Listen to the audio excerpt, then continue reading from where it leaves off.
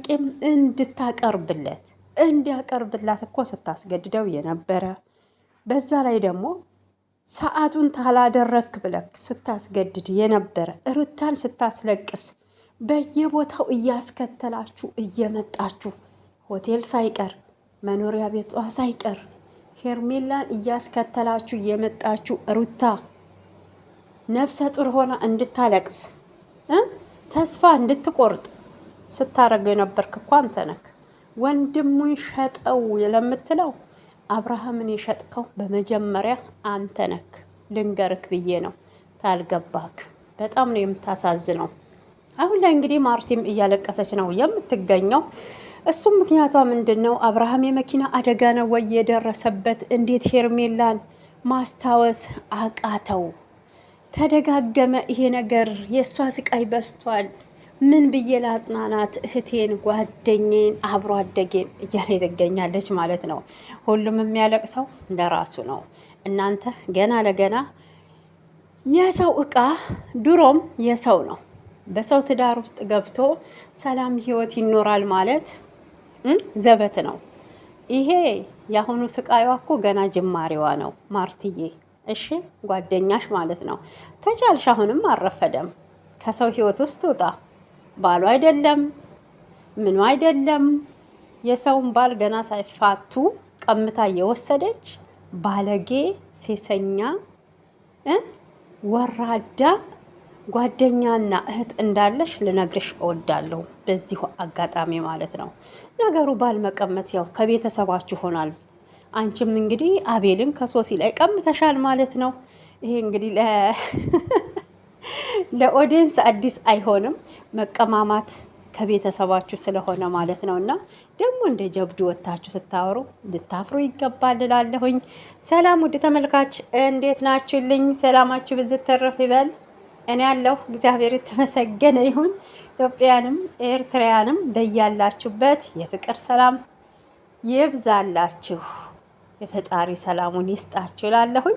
እንግዲህ የሩታዬ እህቶች ጨዋዎቹ፣ የጀግናዋ የልዑልዬ እናት ያትበገሬዋ የሚዲያው መሪ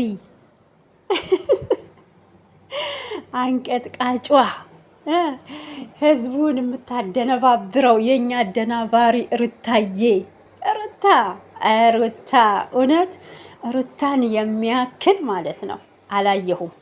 ምን ያህል ጠንካራ እንደሆነች በራሷ የምትተማመን ሴት፣ ኮንፊደንስ ያላት ማለት ነው። እና በጣም በጣም እውነቴን ነው ትለያለሽ ማለት እፈልጋለሁ። አሁንም ቢሆን ለጠላቶችሽ እውነቴን ነው እጅ እንዳሰጭ። ለምን የተገፋሽው አንቺ ስለሆንሽ ማለት ነው። እንግዲህ በሄርሜላ በኩል ደግሞ ስመጣላችሁ ጀግና ናት ሄርሜላ፣ መታገስ አለባት ለምትሉት እውነት ስለሆነ እውነት እንናገር ታልኩኝ። ጀግና ማለት ከሀገሯ ተሰዳ በሰው ሀገር እንቅልፍ እየናፈቀን የፈለገውን ምግብ እያማረ መብላት ሳንችል በፈለገን ሰዓት መተኛ ሳንችል የቤተሰብ ናፍቆት፣ የልጅ ናፍቆት፣ ሁሉ ነገር የሀገር ቤቱ ሽታ የኩበቱ ብትሉ ማለት ነው። እና እሱን ሁሉ ከ10 እስከ 14 15 ዓመት ችላ የተቀመጠች ጀግና የመዳብ ቤት ቅመም ናት። እኛ ነን። ለምን ስለኛ ጀግንነትስ አናወድስም? እውነት ሁሌ እምላለሁ እያልኩ ነው። እና በርቱልኝ። አሁን ደግሞ ወቅቱ በጣም በጣም ሙቀት ነው። ራሳችሁን ጠብቁ። ውሃችሁን ጎንጨት እያላችሁ ማለት ነው። እና እነሱ ቢዝነሳቸውን እየሰሩ ነው። በዚሁ አጋጣሚ ልንገራችሁ ብዬ ነው። ቻናላቸውን እያሳደጉ ነው። እናንተ የምትችሉ ተሆነ ስልክ አላችሁ መቼም ማለት ነው። ስልክ አላችሁ። እውነቴን ነው። 64 ጂቢ 120 ጂቢ ምናምን ያላችሁ ዩቱብ ቻናል አስከፍቱ። ከፍላችሁም ቢሆን ጓደኛም ታላችሁ እውቀት ያለው ኢሜላችሁ ፓስፖርታችሁ እንዳይጠፋ ማለት ነው። እና እናንተም ለወደፊት እንደነሱ እንደዚህ እኛ ላይ እንደተጫወቱ እኛም ወደፊት የእነሱ ልጆች ላይ ልትጫወቱ ትችላላችሁ ማለት አስባለሁኝ። ለማንኛውም ይሄ ልላችሁ ወዳለው ጀግና ማለት የአረብ ሀገር ሴት ናት ልላችሁ ነው የምወደው እንጂ በሰው ባህል ላይ እየገባች የሰውን ህይወት እያመሰቃቀለች ራስ ወዳድነቷን ብቻ እያስፋፋች ጀግና ናት፣ ቆንጆ ናት የምትሉትን አልስማማበትም። ቁንጅና የውስጥ ነው የሚበልጠው፣ የልብ ቁንጅና ይበልጣል። ልባችሁ ጠቁሮ ፊታችሁ ብቀላ ዋጋ የለውም። ገብቷችኋል? ከሰል ስታዩት ጥቁር ነው፣ ብዙ ጥቅም ግን አለው። ብዙ ጥቅም አለው አይደል እንዴ? በቃ ለማንኛውም እንግዲህ ወደ ጉዳይ ሲገባ አቤል እኔ በጣም የማዝነው በኤፍሬም ነው ብሏል ማለት ነው። ኤፍሬም ምንም የሚያሳዝንም የሚያስከፋም ነገር አልሰራም። ኤፍሬምን ለምን እንደጠላችሁት እኔ አይገባኝም። እህትየዋም ጨምራ ኤፍሬምን ጠልተዋለች ማለት ነው። እሱ መልካም ነገርን ወደ መልካም መንገድ ሂዱ፣ ይሄ እያደረጋችሁት ያላችሁ ትክክል አይደለም፣ ለወንድሜ ደግሞ የሚገባው እሱን የሚመጥ ነው ከክብሩ ጋር የሚሄደው ይሄ ትዳሩ ነው ህይወቱ ነው ብሎ ሲል እናንተ አይ ወደ ሩታ መሄድ ስህተት ነው፣ ወደ ሄርሜላ ሄዶ መወስለትና ዝሙትን መስራት ማስፋፋት ትክክለኛው መንገድ ይሄ ነው ትዳሩ ብላችሁ እያወዛገባችሁት ነው ያላችሁት ማለት ነው። እና እኔ ኤፍሬም ምንም ያጠፋው ጥፋት አልታየኝም። በጣም ጥፋት እያጠፋችሁ ያላችሁት እህት ተብዬዋም ጥፋት እያጠፋሽ ነው። የምታደርጋቸው ድርጊቶች በጣም ነው የሚያስጠሉት። መቼ ነው ባህልሽ የሆነው? መቼም እኮ ወንድምሽ ነው አታገቢው። ምን አርግ እኔ የቅናት መንፈስ ጭንቅላት ላይ እኮ አንድ የተተከለ እውነቴን ነው ሰይጣን አይደል ይወሰውሳቸዋል ማለት ነው። እና አሁን የነሱ ደስታ ስለተመለሰ ያንቺ እንትን መንፈስ ደግሞ ተነሳ። በቃ ያንን ስታስመሲ ነበር እንዴ አብረው ይሁኑ እያልሽ የነበረው በማስመሰል ነው። ለምላስ ብቻ ነው፣ ለሚዲያው ብቻ ነው ማለት ነው። ከልብሽ አልነበረም፣ ቡዜ ከልቧ አልነበረም ማለት ነው። እና ከልቧ ቢሆንማ አሁን ላይ ደስ ሊላት ይገባል። አንተን ታስደሰተክ የበፊቱ ነገሮች እንዳይደገሙ ድጋሜ ወንድሜ የሰው መሳቂያ እንዳትሆን ብሎ እኮ ይመክራል ሰው ማለት ነው እንጂ አይሆንም ናውጣ ሚስትክ አይደለችም ሚስቴ ነች እያለሽ ማለት ነው። ለማንኛውም አቤልም አሁን ላይ ወንድሙ ሸጠው ለምትለው አብርሃም መጀመሪያ ሸጥከው አንተ ነክ። ዳጎስ ያለ ብር ተከፈለክ አብርሃምን ለሄርሜላ ሸጥክለት እንጂ ኤፍሬም አብርሃምን አልሸጠውም። ተገባክ። ሩታ የልጁ እናት ናት፣ ሚስቱ ናት። ተለያይታችኋል አብቅቷል ለሚባለው ነገር ተለያይቶ ድጋሜ መታረቅ ህግ ወጥቷል እንዴ? እንዳይታረቁ ተብሎ ኢትዮጵያ ውስጥ ህግ የተደመንትን ያለ አይመስለኝም፣ ወጣ አይመስለኝም። ፍቺን ፈጣሪም ፍቺን አይወድም፣ ይከለክላል። የሰይጣን መንገድ ስለሆነ ጋብቻ ደግሞ አልጋውም ንጹህ ነው ይላል እንዴ። ምን እየሆናችሁ ነው? ስለዚህ ይሄ ሁሉ ማለት ነው ጥፋቱ ያንተ ነበር።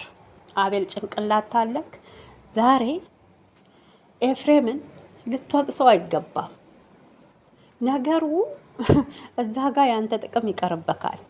አብርሃም ወደ ሄርሜላ አልተመለሰ በየጊዜው ለሻይ ብላ የምሰጥቅ ብር ይቋረጣል።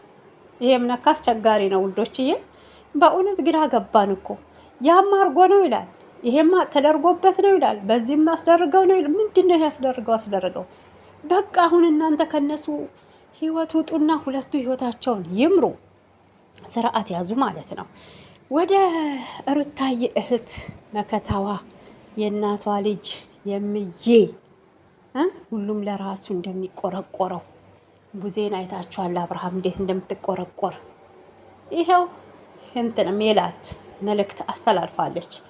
በሩታ ጀርባ ሆናችሁ የሩታን ስም ለማጥፋት ሩታ ያላረገችውን ሩታ አድርጋለች እንዲያደርጋባታለች እያላችሁ የምታወሩ ሰዎች እያንዳንዳችሁ ልታቆሙ ይገባል።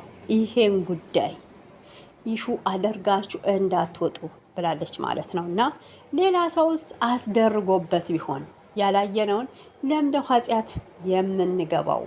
ሁለቱ ባልና ሚስት ናቸው። ግጭት ነበረ፣ መልሰው ታርቀዋል።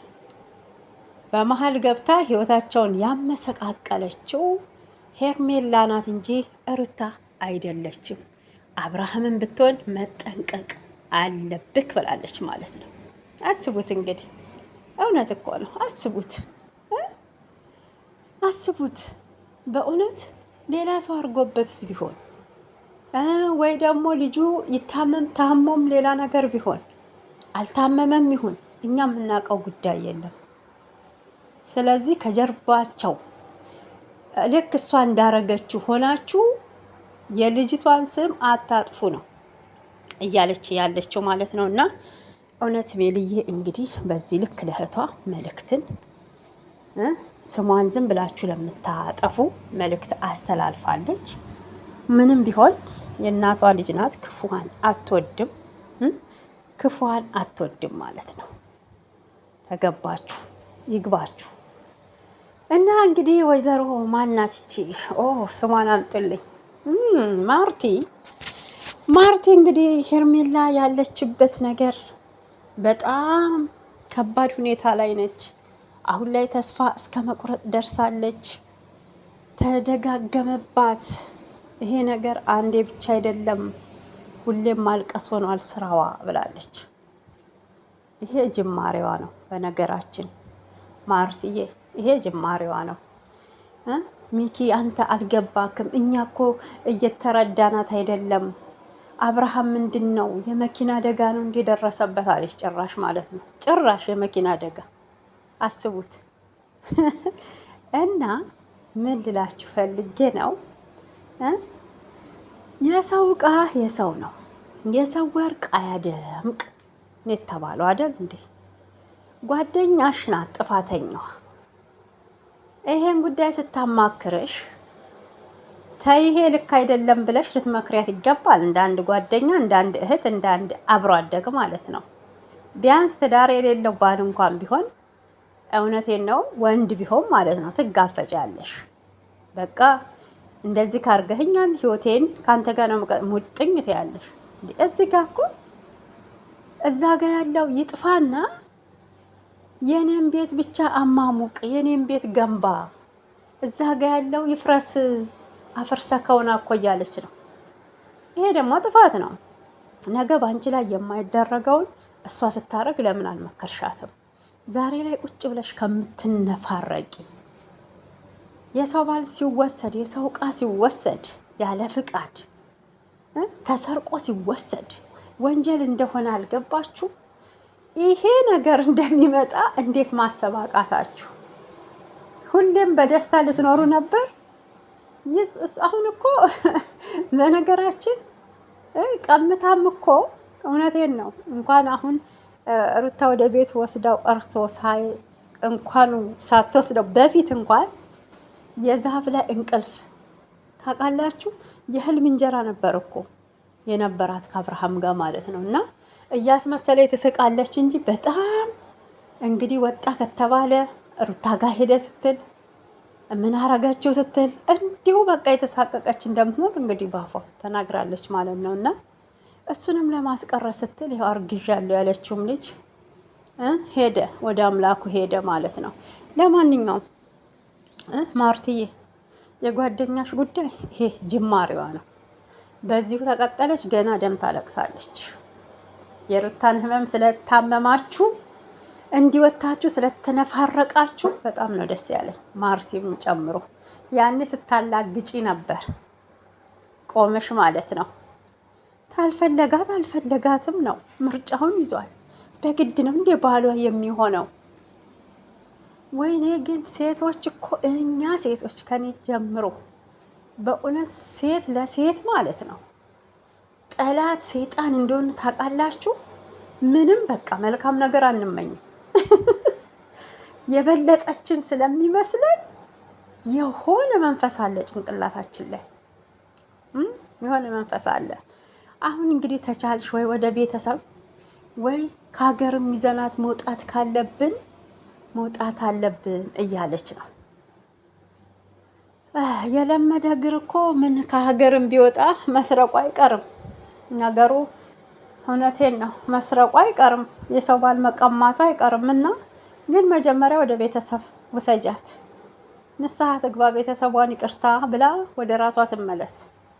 የሰው ባል እንደማይጠቅም ምክር ይስጧት ቤተሰቦቿ ማለት ነው።